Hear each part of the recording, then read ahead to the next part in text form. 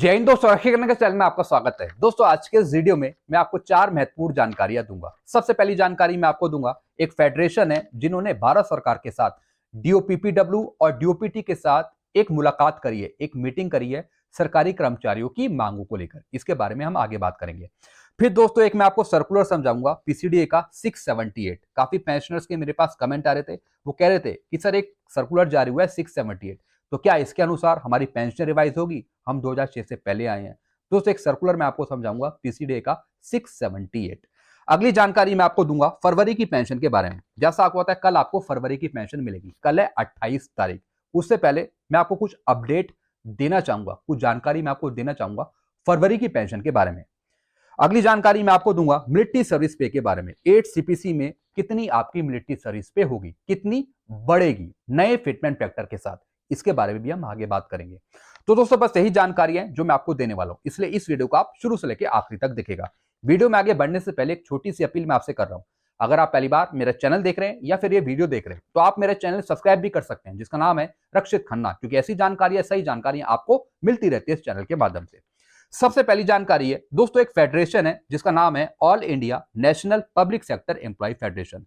इन्होंने डीओपीपीडब्ल्यू और DOPT department के साथ एक मुलाकात करी है सरकारी कर्मचारियों की मांगों को लेकर।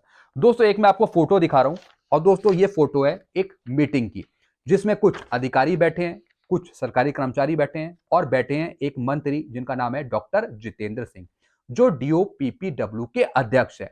इनके द्वारा कई बार पेंशन अदालत लगाई जाती है पेंशनर्स के वेलफेयर के लिए। तो इनके सामने मांग रखी है सरकारी कर्मचारियों ने कि सरकारी कर्मचारियों को ओल्ड पेंशन स्कीम दी जाए, एनपीएस या फिर यूपीएस ना दिया जाए।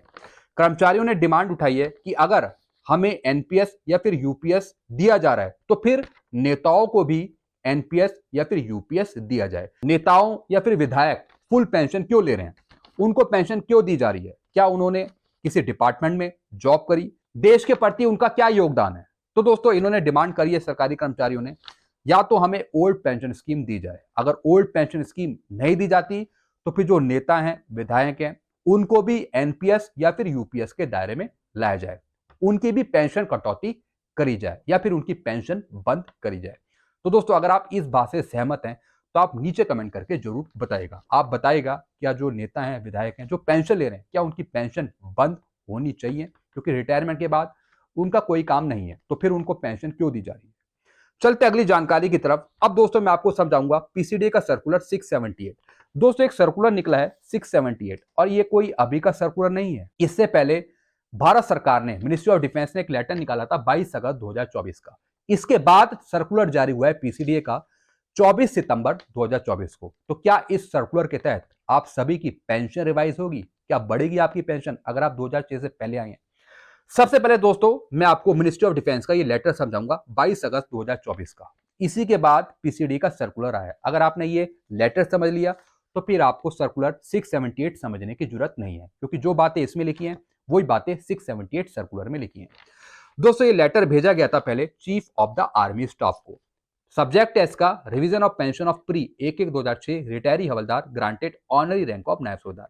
यानी 2006 से पहले के जो हवलदार हैं, जिनको ऑनरी ग्रांट हुआ, जिनको ऑनरी नायब सूबेदार बनाया गया, उनकी पेंशन रिवाइज करी जाए। अब दोस्तों इसमें दो पैरा हैं, वो मैं आपको समझाता हूं। सबसे पहला पैरा है, I am directed to refer this ministry letter dated 21/2/2020। यानी जो पहले भारत सरकार का लेटर था 21/2/2020, उसके रेफरेंस के आधार पर यह लेटर लिखा है to which the provision of government of India letter 12/6/2009। दोस्तों एक लेटर है 12/6/2009 का, जिसके आधार पे पेंशन रिवाइज करनी थी जो 2006 से पहले के ऑनरी नायब सूबेदार थे, जिन हवलदारों को ऑनरी ग्रांट हुई थी। उस लेटर के आधार पे जो पुराना लेटर है उसे एक्सटेंड किया जाता है 1/1/2006 से। दोस्तों अगर आप पहला पैरा पढ़ें तो दोस्तों ये कंफ्यूजिंग लैंग्वेज है। क्या चीज एक्सटेंड करी है इसके बारे में कोई क्लियरेंस नहीं है इस लेटर में, या फिर पीसीडी ने इसके बारे में कोई क्लैरिफिकेशन नहीं दिया। दोस्तों दूसरे पैरा में कुछ चीजें क्लियर करी हैं।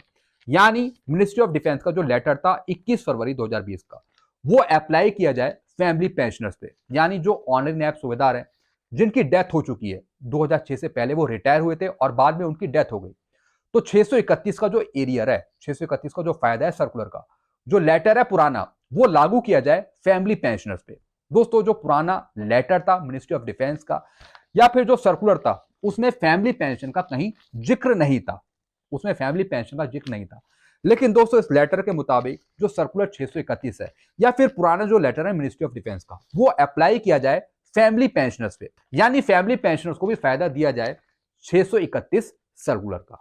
इसका मतलब यह है, और साथ ही साथ जो सर्कुलर है 678 उसका भी मतलब यही है। जो बातें इस लेटर में लिखी है वही बातें 678 सर्कुलर में लिखी है। और दोस्तों 678 जो सर्कुलर है वो भेजा गया है सारे बैंकों को, सीपीपीसी को, जितने भी मैनेजर है, जो पेंशन डिस्पेंसिंग एजेंसी है। दोस्तों इसका मतलब यही है कि जो फैमिली पेंशनर छूट गए हैं, जिनको एयर नहीं मिला 631 का, वो बेनिफिट दिया जाए 1/1/2006 से। बाकी दोस्तों जो इसका पहला पैरा है इसे दोस्तों हम कंफर्म कर रहे हैं, इसे हम कंफर्म कर रहे हैं। तो दोस्तों बस इस सर्कुलर में यही चीजें सब लिखी गई थी। बाकी दोस्तों ये सर्कुलर हर एक के लिए नहीं है, ये ऑनरी नायब सूबेदार के लिए दोस्तों ये सर्कुलर है, और इसमें कहीं भी नहीं लिखा कि रेगुलर नायब सूबेदार की पेंशन उनको दी जाए, बस इतना यही है। चलते अगली जानकारी की तरफ। कल आएगी इस पर से फरवरी की पेंशन। पेंशन सही से चेक करेंगे सभी पेंशनर्स, कोई कटौती बंद हुई या नहीं हुई। जैसा आपको पता है कल आपको फरवरी की पेंशन मिलेगी, कल है 28 तारीख। तो दोस्तों जब आपकी कल पेंशन आएगी खाते में तो आपको पेंशन चेक करनी है, क्योंकि दोस्तों हो सकता है कि आपकी कटौती करी गई हो। किस चीज की? कम्यूटेशन की। काफी ऐसे पेंशनर्स हैं जिनके 15 साल खत्म हो रहे थे जनवरी में, तो जनवरी तक उनकी पेंशन काटी जानी थी कम्यूटेशन को लेकर, लेकिन जो उनकी फरवरी की पेंशन आनी है वो उनको फुल पेंशन आएगी। तो कल आप चेक कर लेंगे अपनी टोटल पेंशन की कोई कटौती तो नहीं हो रही या फिर कोई रिकवरी तो नहीं हो रही, आपकी रिकवरी बंद होनी हो और पता लग रहा फरवरी की पेंशन से भी रिकवरी करी जा रही हो, तो एक बार आप सही से अपनी पेंशन चेक कर लेंगे जो कल आपके खाते में आएगी। अगर कोई दिक्कत आती है तो आप कल कमेंट करके जरूर बताएगा। अगर आपकी पेंशन कटौती करी जाती है या फिर आपको फुल पेंशन नहीं मिलती, आपके 15 साल कंप्लीट हो गए हैं, या फिर कोई अनवांटेड रिकवरी हो रही हो। कई बार क्या होता है कि पेंशन में से कुछ पैसा काट लेते हैं, अब ये पता नहीं लगता कि वो किस चीज का पैसा काटा गया है। तो कल आप सही तरीके से अपनी पूरी पेंशन की जांच पड़ताल करेंगे, सही से चेक करेंगे। एक मैंने आपको एडवाइजरी दी है कल की पेंशन को लेकर। चलते अगली जानकारी की तरफ। 8 सीपीसी में कम से कम जवानों जेसीओस को 10,000 मिलिट्री सर्विस पे जरूर चाहिए। दोस्तों 8 सीपीसी में जो आपकी मिलिट्री सर्विस बढ़ेगी वो बढ़ेगी फिटमेंट फैक्टर के आधार पे। अगर आपको 1.92 फिटमेंट फैक्टर मिलता है तो आपकी 10,000 मिलिट्री सर्विस पे हो जाएगी। अगर आपको 2.86 फिटमेंट फैक्टर मिलता है तो आपकी मिलिट्री सर्विस पे 15,000 हो जाएगी। तो दोस्तों सब कुछ फिटमेंट फैक्टर के आधार पे है। 8 सीपीसी में आपको बढ़कर मिलिट्री सर्विस से मिलेगी, चाहे इक्वल एमएसपी हो या ना हो, लेकिन एमएसपी आपकी जरूर बढ़ जाएगी 8 सीपीसी में, और वो भी फिटमेंट फैक्टर के आधार पे।